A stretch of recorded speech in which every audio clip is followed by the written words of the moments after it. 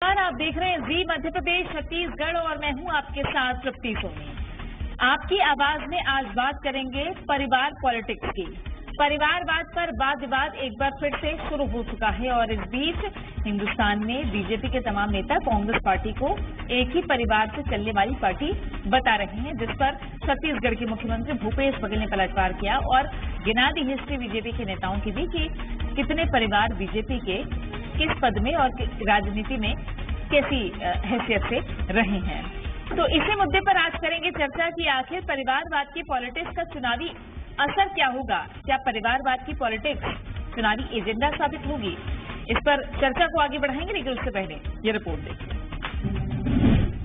चुनाव से पहले परिवार पॉलिटिक्स, परिवार पॉलिटिकल हिस्ट्री और पलटवार, परिवारवाद पर वाद विवाद, सियासत और परिवारवाद। 2023 के विधानसभा चुनाव से पहले एक बार फिर परिवारवाद पर पॉलिटिक्स शुरू हो गई। बीजेपी के राष्ट्रीय अध्यक्ष जेपी नड्डा ने कांग्रेस पर तंज कसा तो पलटवार कांग्रेस के मजबूत गढ़ छत्तीसगढ़ से आए। सारी पार्टियां बेकार क्यों नहीं तो हुई, सारी पार्टियां अब परिवार की पार्टी में बदल गई। कोई पार्टी नहीं रह गई जहां साधारण कार्यकर्ता भारत का प्रधानमंत्री बन सकता है। कोई पार्टी नहीं रह गई जहां मुख्य ऐसा साधारण कार्यकर्ता भारतीय जनता पार्टी का राष्ट्रीय अध्यक्ष बन सकता है। तो साधारण परिवार से आकर भारत का मंत्री बन सकता है। कोई पार्टी। देखिए, नड्डा जी जिस प्रदेश से आते हैं, अनुराग ठाकुर जी पिताजी कौन मंत्री थे कि नहीं थे? मुख्यमंत्री थे कि नहीं थे? राजनाथ सिंह के बेटे हैं नहीं विधायक? रमन सिंह की मुख्यमंत्री, बेटा सांसद।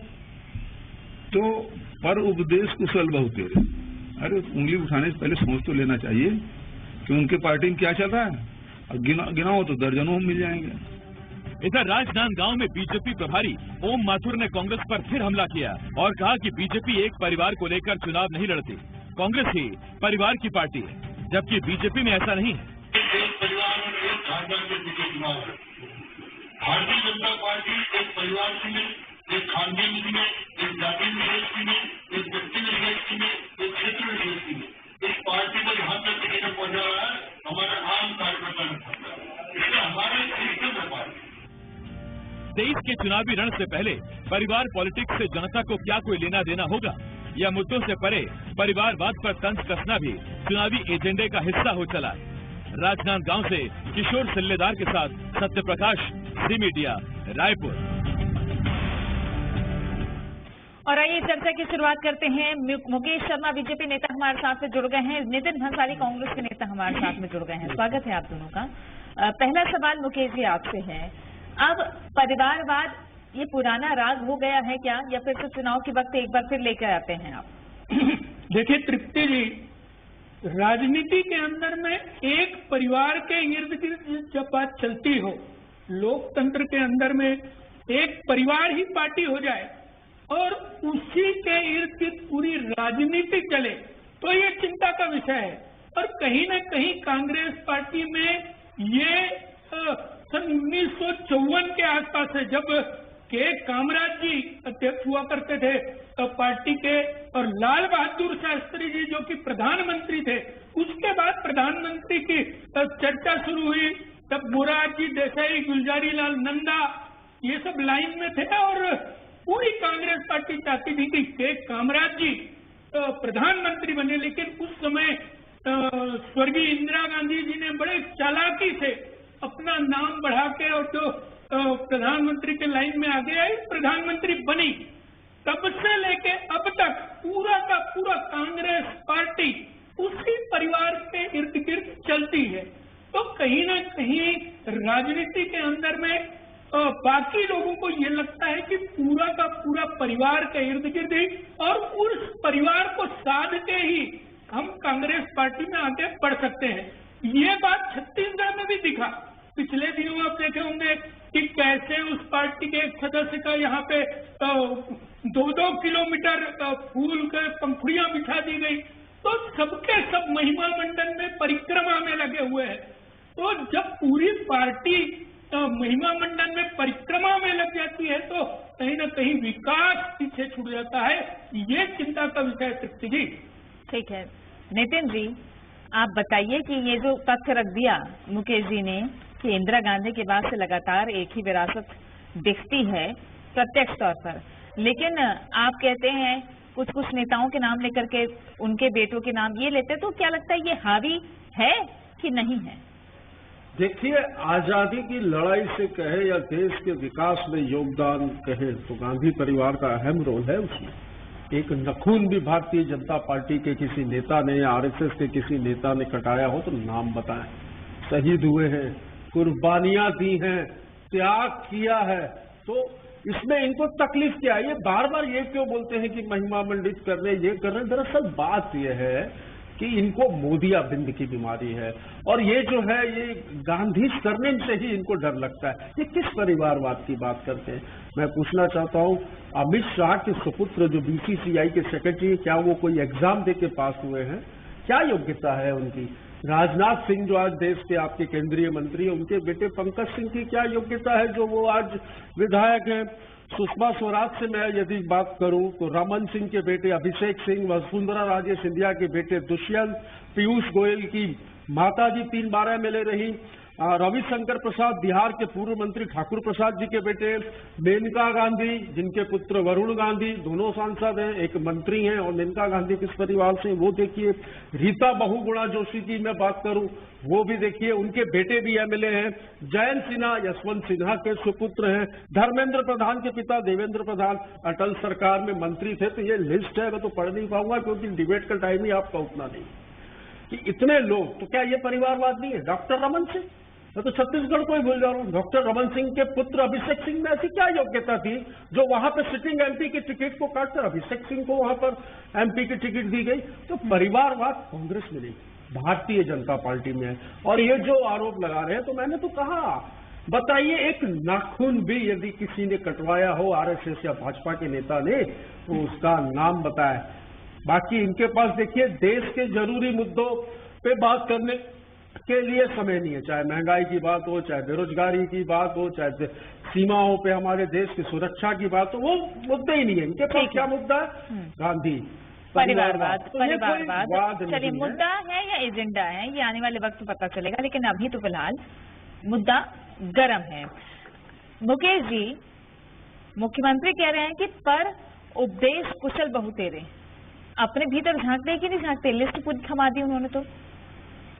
तृप्ति जी, राजनीतिक संगठन के अंदर में परिवार हो ये अलग बात होती है, और परिवार ही संगठन बन जाए ये दूसरी बात होती है। तो कहीं ना कहीं हंसिए मत, जनता हंसने वाली है 2023 में। ज्योतिरादित्य सिंधिया, जितिन प्रसाद, बहुगुणा जोशी और एक एंटोनी के बेटे अनिल एंटोनी के बारे में आप लोगों ने भाजपा में ले लिया। सच्चाई कड़वा चुभ रहा है, इसलिए आप सुन नहीं पा रहे हैं। सुन लीजिए, कहीं ना कहीं पूरा परिवार जब संगठन बन जाए तो प्रधानमंत्री को पूर्ण कर दिया जाए। ये चालाकी से मुरली मनोहर जोशी और लालकृष्ण आडवाणी कहाँ गए? राष्ट्रीय अध्यक्ष को पूर्ण कर दिया जाए। सुन लीजिए यार, आपको मौका मिलेगा, आप बता देना जवाब। जब राष्ट्रीय अध्यक्ष को पूर्ण कर दिया जाए, प्रधानमंत्री को पूर्ण कर दिया जाए, प्रधानमंत्री को के अध्यादेश को सार्वजनिक रूप से संसद में फाड़ दिया जाए। परिवारवाद की कैटेगरी है क्या कोई? एक परिवार कितना परिवारवाद की कोई कैटेगरी है क्या मुकेश जी? कैसे परिवारवाद की कोई कैटेगरी है क्या? अगर आपके नेता के बेटे नेता ही बनते हैं, अमित शाह के बेटे, अगर आपके नेता के बेटे नेता ही बनते हैं, ऐसी क्या खासियत है? रमन सिंह के बेटे अभिषेक सिंह में ऐसी क्या खासियत है उसको सांसद सुनने का भी संयम नहीं है। और ये चर्चा ऐसा नहीं हो सकती ना नितिन जी। कर लीजिएगा, मुझे भी आता है बोलना। बोलो मुकेश जी, चलिए ठीक कड़वा है, ये समझ में आ रहा है। अच्छा, अपनी कैटेगरी बताइए, आप ये कैटेगरी बताइए, परिवारवाद की परिभाषा आपके लिए क्या है? जल्दी से नितिन जी प्लीज, बीच में ना टोकेंगे। हाँ, पूरे संगठन में, पूरे संगठन की केंद्र बिंदु पूरे परिवार के इर्द गिर्द हो तो ये परिवारवाद है। जब वहाँ का आपको क्या तकलीफ है? आपको क्या तकलीफ है भाई? अच्छा, क्यों नहीं है? जस्टिफाई कर दीजिए। चलिए ठीक है, चलिए ठीक है, ठीक है, ठीक है नितिन जी, क्यों नहीं जस्टिफाई कर दीजिए? जो ब्लॉक अध्यक्ष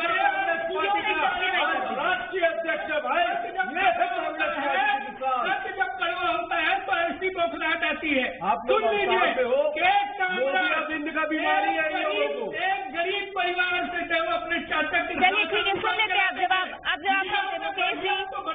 मुकेश जी आप सुन लेते हैं जवाब। मुकेश जी, आप इतिहास नाटक मुकेश जी अब वर्तमान पे आ जाते हैं। आप वर्तमान पे आ जाते हैं। नितिन जी जल्दी से जवाब दीजिए। नितिन जी जल्दी से जवाब दीजिए।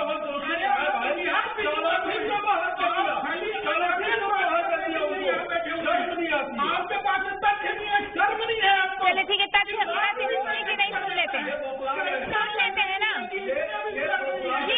थोड़ा पानी पी लीजिए आप, थोड़ा पानी पी लीजिए मुकेश जी, थोड़ा पानी पी लीजिए आप। शांत रहिए, थोड़ा सा शांत रहिए। ये ऐसे चर्चा होती है क्या? आते हैं और शुरू हो जाते हैं आप लोग। नहीं, अब मेरी सुनेंगे आप लोग, आप मेरी सुनेंगे आप लोग, आप मेरी सुनेंगे आप लोग। ऐसे चर्चा नहीं होती है। जनता क्या देख रही है, क्या सुन रही है? एक ही लाइन लगातार दोनों रिपीट करे जा रहे हैं आप लोग। नितिन जी जवाब दीजिए कि जस्टिफाई तो कर दीजिए, कम से कम बीजेपी लगातार इस मुद्दे को उठा रही है। एक ही परिवार क्यों केंद्र में?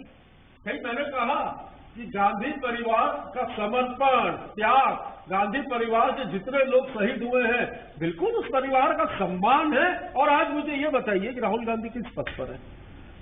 किसी पद पर? आज अध्यक्ष कौन है कांग्रेस पार्टी के? मल्लिकार्जुन खड़गे।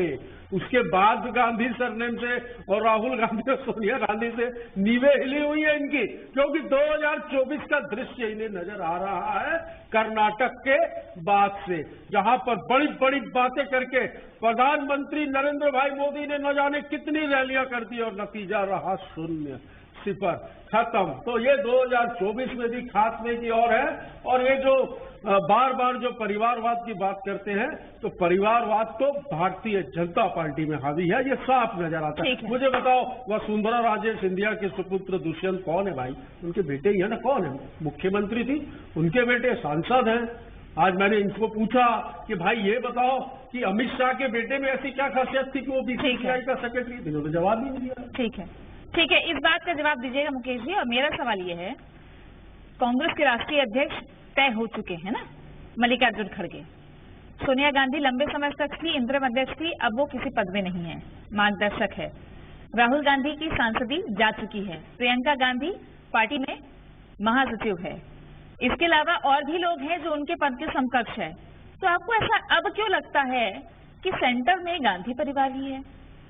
निश्चित रूप से, जब अब आप सुन लीजिएगा पूरी बात, निश्चित रूप से जब कोई निर्णय होते हैं, जब कोई बात होती है, जब विदेश से कोई प्रतिनिधि आते हैं, उनसे चर्चा करनी होती, तो इनके प्रधानमंत्री के जगह वो परिवार के सदस्य सामने आते हैं, वो परिवार के सदस्य सामने आते हैं।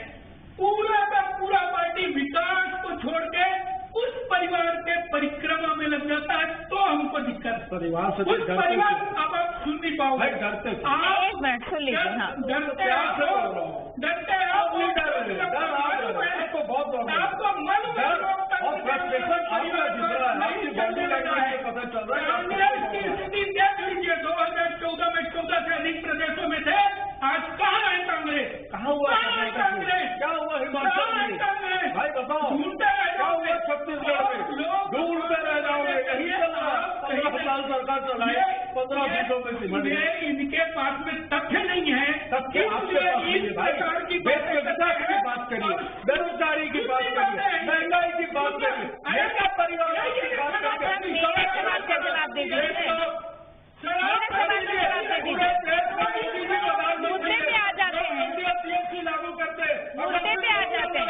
पूरे देश में शराबबंदी करने का स्वागत करता हूँ मेरी पार्टी का। जनता को भ्रम में रख के पूर्ण शराबबंदी की बात करते हैं। अच्छा सुनिए मुकेश जी, सुनिए आप,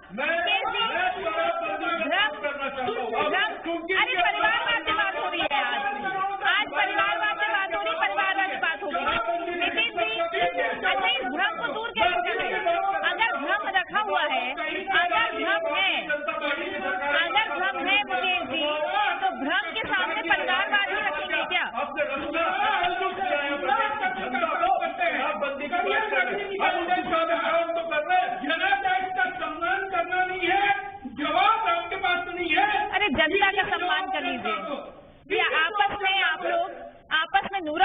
कर रहे हैं, थोड़ा सवाल भी सुनने का सामर्थ्य रखा करिए।